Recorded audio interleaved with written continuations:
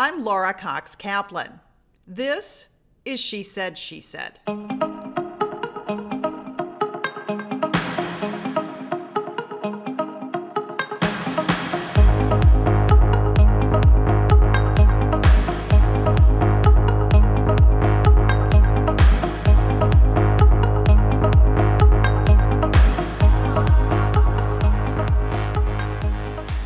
My guest today has been an advocate and proponent of helping every child reach his or her potential. Betsy Devos is the 11th U.S. Secretary of Education, a post she assumed in 2017 after working tirelessly as an advocate for increased school choice and for intervening in schools that weren't performing well. Secretary Devos, welcome to She Said, She Said. Thank you, Laura. So delighted to be here with you at the Department of Education. Well, I'm delighted that you're here. Let's start with a question that I think trips an awful lot of people up, and that is, what does the Department of Education really do? What are your responsibilities as secretary? Well, the Department of Education is responsible for administering funds only to the tune of about 8% of the entire education spending in the country. So there are programs here. It was established originally to help supplement funds to the target for the most needy and vulnerable students across the country. And the role of the department has continued to creep into areas I would contend that it shouldn't be in. The states really have the greatest responsibility for education. And so we have been trying to scale back and pull back in areas where the federal government has overreached. That's hard to do. Once you have government involved in certain issues, it can be incredibly tricky to dial that back. And the constituencies around them. Yeah. There are endless number of alphabet soup entities in this city that all advocate for something to do with education. How is that going? How is the process of working with those various constituency groups going? Well, I think it's going well. We've, again, been very clear that we think the role of the federal government in education needs to be scaled back to its original intention. In fact, there's nowhere in the U.S. Constitution that the word education is mentioned. And it really has been historically a role for the states to direct and to be most involved in. And so what we want to do is make sure that what the U.S. Department of Education is doing does not encroach on the state's role and their opportunity to serve their students in the way that they need to be served. I was shocked to read of the amount of student loan debt that's actually held at the Department of Education. If I'm not mistaken, it's something around $1.5 trillion in student loan debt. What are your thoughts about that? It's a huge sum of money in total, and it continues to grow. We are very focused on modernizing the framework around federal student aid and bringing it into the 21st century. And at the same time, really supporting multiple pathways for students to pursue beyond 12th grade. Because the reality is that many students take on a bunch of student debt and they don't complete a program of any sort. We need to make sure that students have the opportunity to find the right pathway for themselves and that they will be supported in doing so. Talk a little bit more, if you could, about the types of things that you're looking at in that regard. Obviously, college is wonderful, but it's not right for everyone. So what are some of the innovative things that you're seeing that might be better fits for some students? Well, we know today that there are over 7 million jobs that are open across the country, many of which don't require a 4-year college degree. And yet there's a mismatch in the suggestion that we give either overtly or covertly through high school is that you have to go to college, you have to go to college. Well, this administration is really intent on opening up those different opportunities and exposing students earlier on while they're in middle school and early high school to perhaps apprenticeship opportunities to earn while they're learning, and to other career and vocational opportunities that are really great paying jobs, perhaps that a student would pursue for a period of years and then decide to go back and get formal education for something else. But we have to really be a lot more open to supporting all of these different career opportunities and getting past the idea that many parents have that four-year college or university is the only pathway to go. Sure. It requires a lot of innovation that, frankly, we haven't seen as much of in the area of education, it feels like, right? That's right. There have been giant silos that have built up over the years between, pre-K, K-12, career and technical education, community colleges, traditional four-year college and university, and frankly, between education and educators and employers. And there's a real opportunity for the business world to get much more involved with educators in designing options and opportunities for the future based on their needs today and their knowledge of what they're going to need several years from now. Mm-hmm. That brings us to, I think, one of the areas you've made some great progress at tackling a number of different challenges, including that very one, and that sounds like it falls into the category of what's called Education Freedom Scholarships. Well, Education Freedom Scholarships is a proposal to help kids get better educations at its core. What it would do is establish a federal tax credit amount. Individuals and corporations could contribute annually to this tax credit fund. States could decide whether to participate. If they did, they could create programs that will give students and parents more choices on how and where they would get their education. So, for example, Florida, I often cite Florida, one of the states that's farthest along with giving students choices in K-12 education. They could supplement programs that they already have there, or they could create a new program to create, career and technical education centers and provide scholarships for students to attend those, or apprenticeship opportunities. The sky is really the limit as to how states could use those tax credit funds to develop many more choices to really fit the needs of students unique to that state. And is this a proposal, or is this something? It is. Okay, so it has not been approved. No, it's been introduced in both the House and the Senate. It's currently gaining more and more support, and the president would definitely sign it if it reaches his desk. And we think that this is an important way to help jumpstart education choice, education freedom across the country. There have been many states that have sort of been on the edge of offering more opportunities but have pulled back. There have been others that have small programs. This would allow states to really be able to offer a host of new opportunities and to think very creatively about how to do it, because it doesn't take anything away from their current system, their current setup, their current scenario. Teacher shortage is a big concern for an awful lot of people, I'm sure yourself included, and having a robust economy oftentimes hurts us as it relates to teachers because of the low pay. How are you thinking about this notion of teacher shortage, and what can the department do to try to offset that? Well, we've been trying to find ways to acknowledge really great teachers and support and elevate teaching as a profession.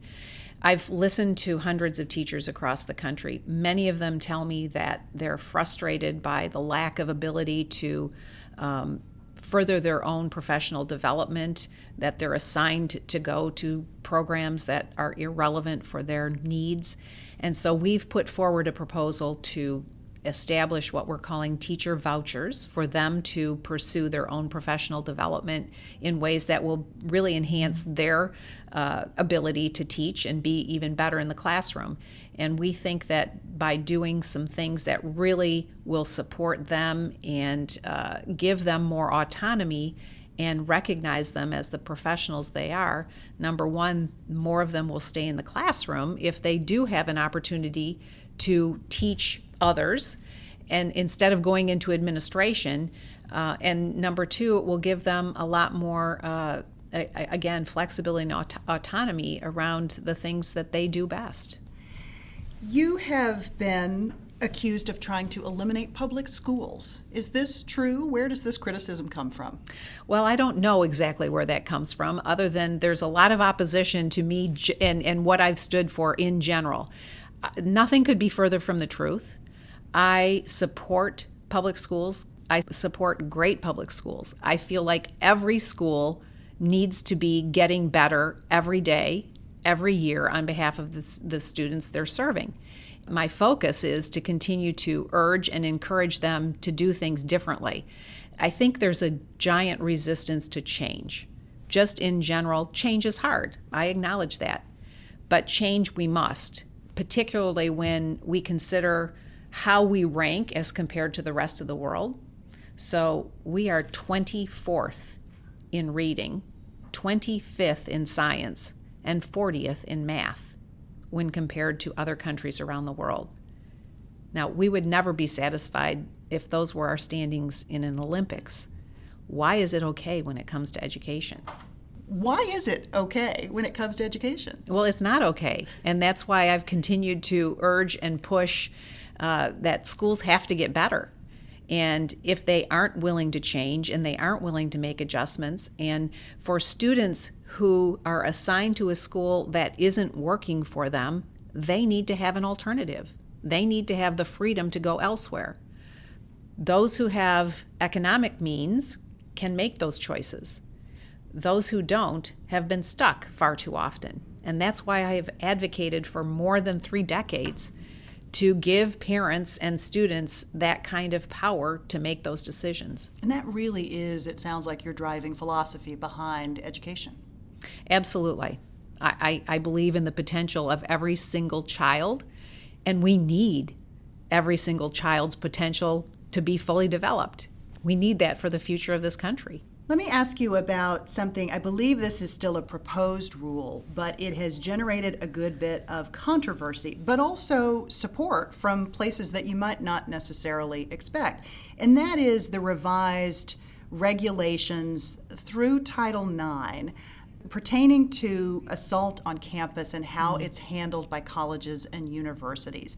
Can you describe what the proposal is, recognizing that you are in the proposal phase? So I understand that you're getting public comment on this from both sides, but maybe describe the direction that the department has proposed.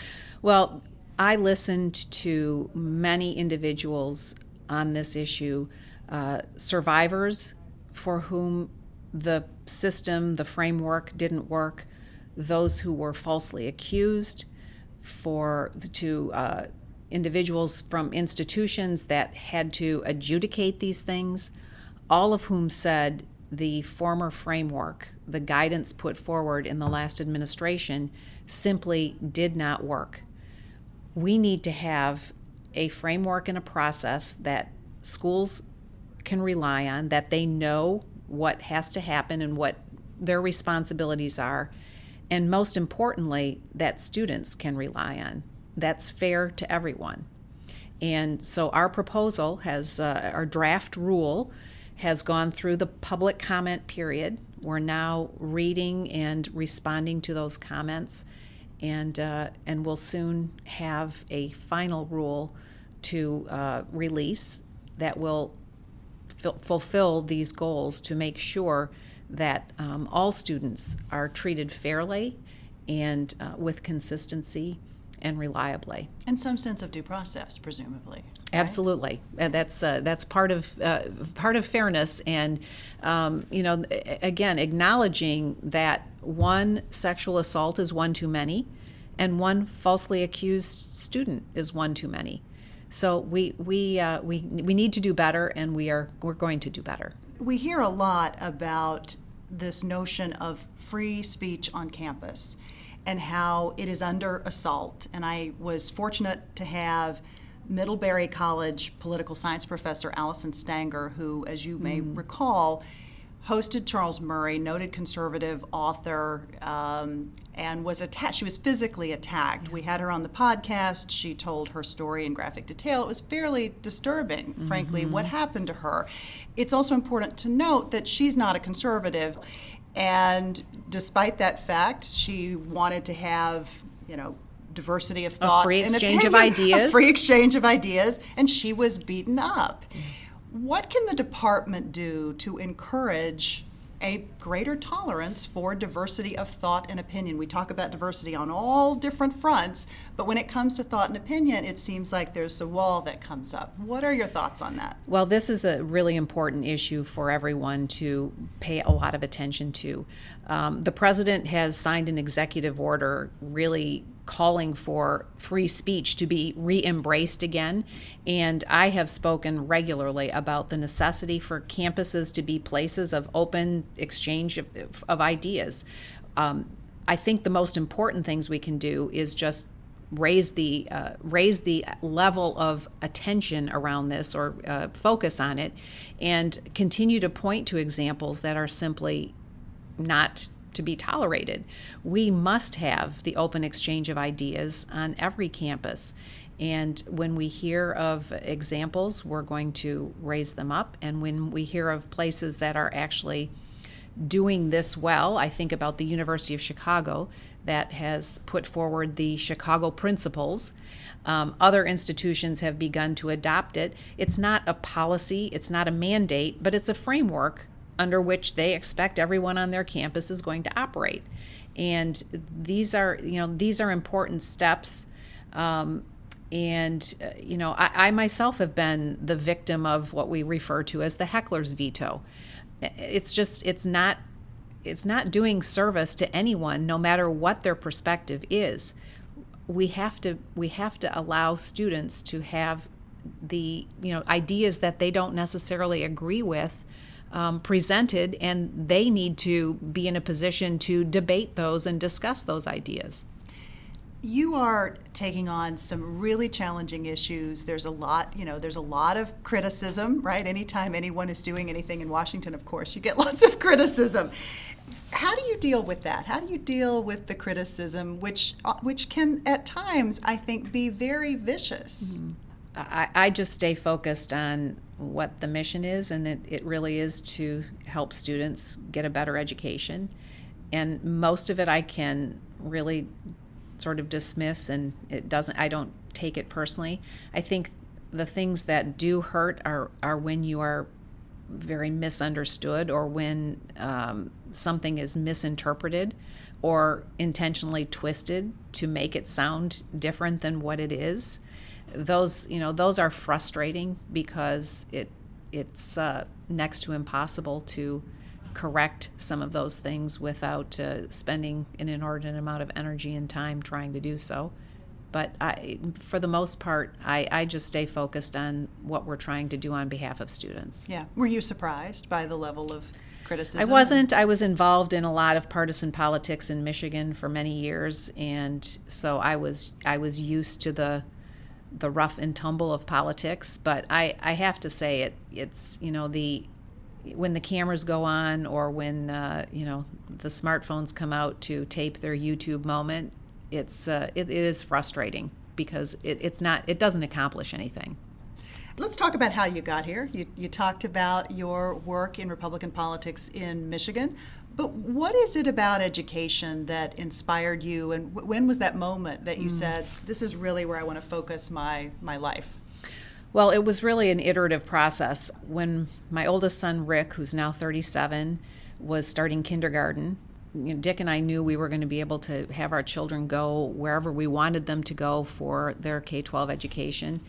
And I happened to get involved as a volunteer at a small faith-based school in the heart of our city. And the more I got involved there, the more I saw that the students there, they loved being there. And for every family that was able to have their children there, there were probably 10 or 20 other families that couldn't because of it was a tuition-based school. They couldn't afford it, and the school couldn't afford to take them in. So I got more and more involved there, and I just kept seeing the injustice of this policy that would preclude families from making that choice because they couldn't financially afford it. And so I started to advocate for policy changes. Dick and I started a foundation in Michigan to help students financially. Both of us got involved in many different ways, first primarily in Michigan, but then I started being involved with a national organization and then leading one that really got involved in the political part of it to make policy change, understanding that without the politics, the policies weren't going to change. You have 4 grown children, you have grandchildren. What do they all think about your having taken this job? Well, there are probably mixed reviews among them, but I'm again grateful for their support and their encouragement of me. I miss not seeing them and my grandchildren nearly as much as I would be if not for this job. I celebrate the fact that they are all very different in their skills and gifts and interests, and they are really good examples of the fact that every kid is different. I mean, they come from the same parents, and yet they are all completely different. I think that acknowledging that reality for all kids is what we need to do, rather than try to impose a one-size-fits-all approach. You mentioned your partner in life, Dick Devos, who's an amazing and charming fellow I've been privileged to meet. You've been married to him this year for 40 years, as I understand correct. it, which is amazing. It is. What is your secret to a long-lasting marriage? Both of us took pretty seriously the verse from the Bible that says, "Don't let the sun go down on your anger." We both had to learn over the years how to better communicate with one another. We're both firstborns, so we both like to call the shots, and that has taken a lot of navigating over the years. But it's been a wonderful 40 years, and I couldn't be more privileged to be married to him. How has he adjusted to this role that you've taken on? Because this has got to be fairly disruptive for your life. Very, very. And he has been amazingly supportive. And it's just a real testimony to our relationship that for many years the role was kind of reversed. And he was one of the first to acknowledge that this was a change for him. And he's just been amazingly supportive, and I'm very grateful for his willingness to support me in this opportunity and to do so in a way that makes it very easy on the personal side for me. You have done well as a family financially, and that wealth has been the source of criticism. Can you talk about your views as it relates to that? Well, our family has been very blessed financially. I would also say we've worked hard over the years. I grew up in an entrepreneurial family. Dick grew up in an entrepreneurial family. We both grew up learning the value of hard work, and we also grew up with parents who modeled the notion that when you have a lot is expected of you. And so we have, we've learned to give generously, both financially and of our time and talent. And that is something that I think we should be embracing for everyone to aspire to, being able to pursue whatever their interests are, and then be really positive and constructive parts of the community in which you live. And that, West Michigan is a pretty unique area, and I think we both feel very fortunate to have grown up in that environment where people celebrated other people's success and kept cheering them on. And then those who have been successful have been, for the most part, very generous and involved in that community, continuing to help make it better. And I think that's, frankly, what's missing in a lot of communities across the country today, and something that we should aspire to seeing come back, and encouraging people to help make that happen on the local level. It really is the definition of the American dream.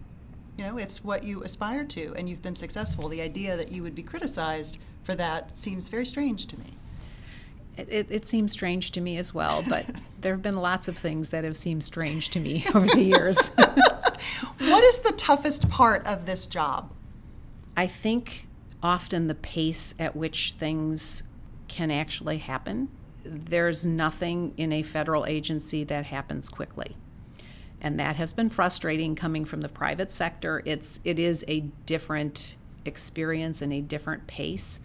And there are some things that I say, well, this just has to be changed, and we're going to change it. And then when you actually get into it and realize what it would take to change it, you decide that that's probably not the highest thing on the priority list. And so you turn your attention to the things that are higher.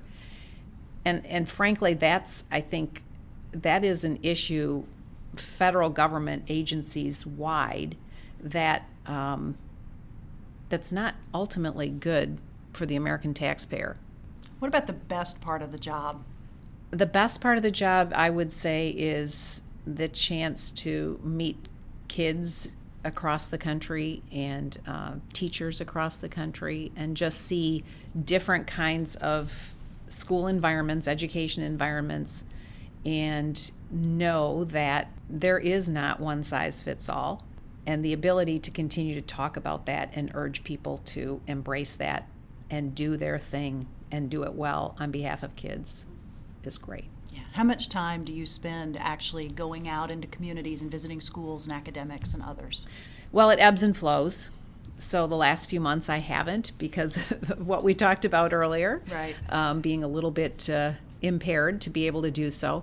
But the next few months I'm going to be out and about a lot more, and looking forward to that. Yeah, the secretary is referencing an injury that she had, a bicycle crash in which she shattered her pelvis. Yeah. And that was in December. It is now April as we're recording this, and you are walking. You have no walker, no cane, no wheelchair.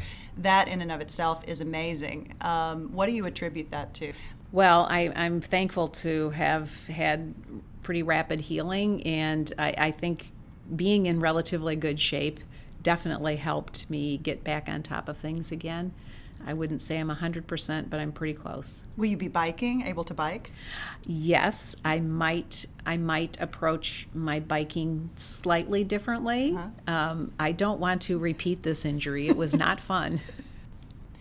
How do you deal with taking risks or jumping into something that may make you a little nervous? What sort of tools do you use to help get you over the hump? I think to stay focused on taking it one step at a time, instead of envisioning what the most difficult piece of it might be or thinking too far ahead. Just taking it a step at a time and dealing with it accordingly. Do you want to talk at all about your faith? What role faith plays for you? I'd be happy to. It's really core to who I am, and it informs everything that I do. And I'm thankful to have had a lot of really great mentors in my faith when I was younger, and that was one of the things, when my children were younger, and now as at this age, having other women that we could discuss not only faith matters, but kind of holding each other accountable to things that we've committed to doing, whether it's a personal family issue or professional issue. That has been very valuable. How do you think about mentorship now that you are further along in your career? Do you still have mentors? I do. I think that that's probably one of the things that I would welcome more of at this point. And I really have appreciated those that have been important mentors to me in the past. And I think mentorship in general is undervalued broadly, and really much more important than we give it credit for. Yeah.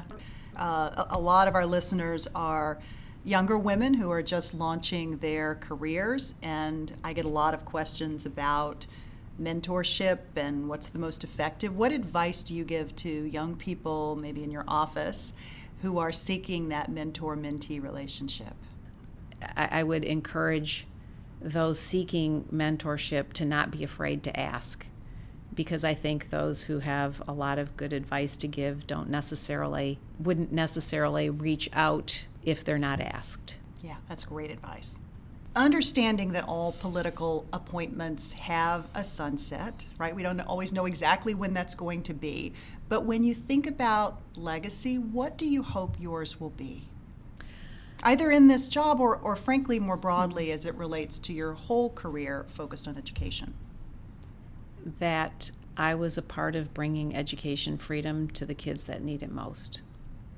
We ask every person on the podcast for a single piece of advice, a life hack, or a mantra, something that's maybe your North Star. What is yours? Say yes to things that you're not sure you can do. Stretch yourself. Take risks. Yeah, say yes. Yeah, that's great. That's terrific. Secretary Devos, thank you so much for joining us today. Thank you, Laura. Thank you for having me. Oh, it's a pleasure. It was a pleasure.